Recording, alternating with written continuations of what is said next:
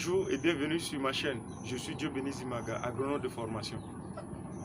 Si vous êtes nouveau sur cette chaîne se réclame d'être une vitrine de partage d'expériences, de partage des connaissances à travers nos différentes vidéos que nous publions de façon hebdomadaire dans le domaine de l'agriculture, de l'élevage, de l'agroalimentaire et de l'agrobusiness en général.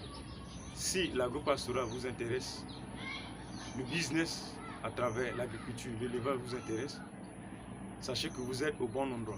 C'est pourquoi je vous invite déjà à vous abonner, à activer la cloche de notification pour être informé de toutes nos vidéos que nous publions de façon hebdomadaire, pour aider tous ceux qui veulent œuvrer dans le domaine que je viens de citer, de pouvoir avoir les connaissances utiles qui vont leur permettre de se lancer sans commettre des erreurs que certains d'entre nous l'avons fait quand ils étaient à leur début.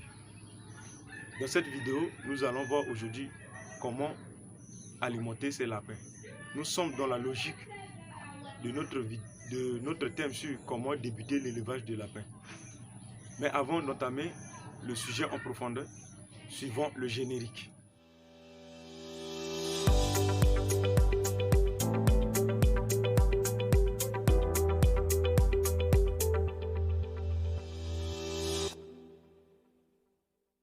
Une fois de plus, merci de rester jusqu'à ce niveau. Comme nous l'avons annoncé à l'introduction, aujourd'hui nous allons voir comment alimenter ces lapins. Dans cette vidéo, nous allons voir quels sont les besoins du lapin, quels sont les ingrédients qui entrent dans la fabrication de l'alimentation du lapin, quelles sont les quantités recommandées pour pouvoir donner à un lapin afin de pouvoir satisfaire son organisme, et enfin, sous quelle forme il est recommandé de pouvoir présenter l'alimentation du lapin. Sans plus tarder, nous allons voir les besoins du lapin. Premièrement, les besoins du lapin se situent au niveau du besoin en eau.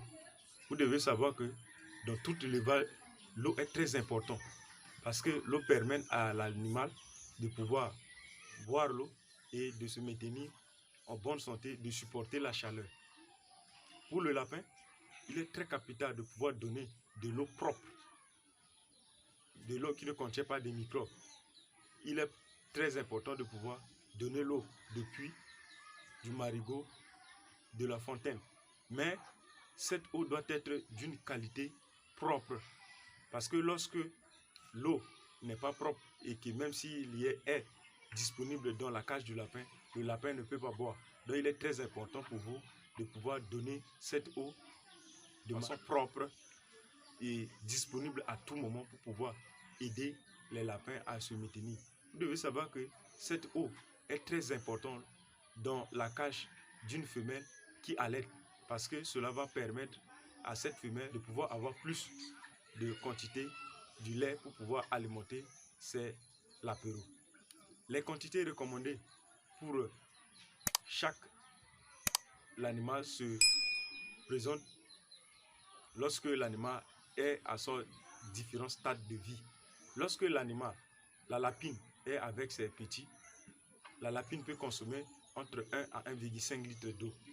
Alors que lorsque vous prenez un mâle reproducteur, la consommation journalière de son eau est située entre 0,5 à 0,6 litres d'eau. Alors que pour les lapéraux, les lapins en croissance, vous pouvez mettre entre 0,5 litres d'eau pour pouvoir leur donner de façon journalière. Deuxième besoin au niveau des lapins se situe au niveau des celluloses. Les besoins en cellulose sont le plus souvent apportés dans certains fourrages que nous pouvons donner aux lapins. Nous avons les feuilles de palmier, les feuilles de bananeraie, les feuilles de papayer, les feuilles de moringa, les feuilles de la patate douce. Donc pour ce qui concerne les fourrages que l'on peut apporter aux lapins, on dénombre plus de 32 espèces de plantes que peut consommer un lapin. Donc c'est pourquoi il est très important de pouvoir connaître ces fourrages. Et ces fourrages sont donnés à un stade juvénile au lapin. Parce que lorsque la feuille est vieille, vous donnez au lapin, cela ne contient pas beaucoup plus des éléments que le lapin en a besoin. Le troisième besoin de lapin se situe au niveau de besoins en énergie. Vous devez savoir que pour les besoins en énergie, le lapin en a besoin entre 200 et 2500 calories par kilogramme d'aliments qu'on en apporte au lapin. Dans quel ingrédient nous pouvons trouver l'énergie? L'énergie est le plus souvent trouvée dans les céréales. Qu'est-ce que nous appelons par les céréales?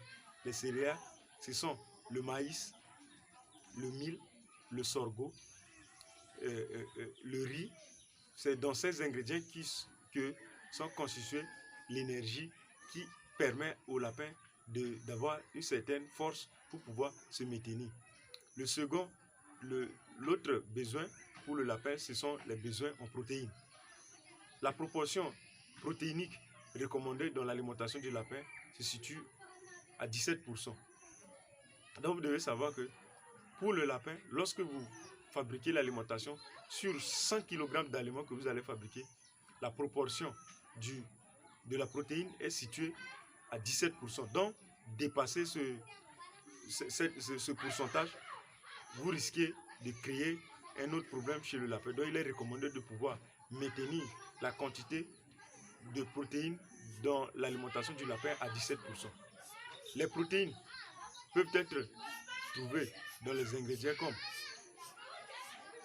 le soja, la farine de poisson, la farine de viande et dans d'autres sous-produits qui sont le tourteau de soja, le tourteau de palmiste, le tourteau d'arachide. Donc, ce sont ces ingrédients dans lesquels que nous pouvons trouver la protéine utile au lapin pour pouvoir constituer leur corps. La protéine joue le rôle de production de la chair chez les lapins. Donc, il est très important pour pouvoir apporter cette quantité aux lapéraux qui sont en engraissement. L'autre besoin que le lapin on a absolument voulu, c'est les besoins en vitamines et en sels minéraux. Les besoins en sels minéraux peuvent être apportés dans le sodium, c'est-à-dire les sels de cuisine, l'os, les coquilles d'huîtres qu'on peut brûler et piler pour pouvoir fabriquer l'alimentation du lapin avec. Les vitamines sont le plus souvent rencontrées dans les fruits que nous apportons au lapin, qui sont les papayes, les mangues, etc. Donc il est très capital de pouvoir apporter tous ces ingrédients au lapin pour pouvoir lui permettre de vous donner un bon résultat. Dans d'autres vidéos, je vais vous publier d'autres vidéos sur le rôle de l'alimentation chez le lapin. Donc, il est très capital pour vous déjà de pouvoir activer la cloche de notification pour être informé lorsque nous allons mettre en ligne cette vidéo. Tous ces ingrédients que je viens de citer seront mélangés entre eux pour pouvoir donner au lapin afin de lui permettre de satisfaire ses besoins. Lorsque vous amenez ces ingrédients, c'est-à-dire l'alimentation chez le lapin apprécie beaucoup plus l'alimentation sous forme granuleuse. Donc, lorsque votre alimentation est sous forme granuleuse,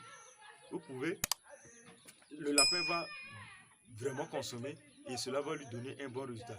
Mais lorsque l'alimentation est sous forme farineuse, que vous savez tous que les formes farineuses causent souvent des maladies chez le lapin comme le coryte.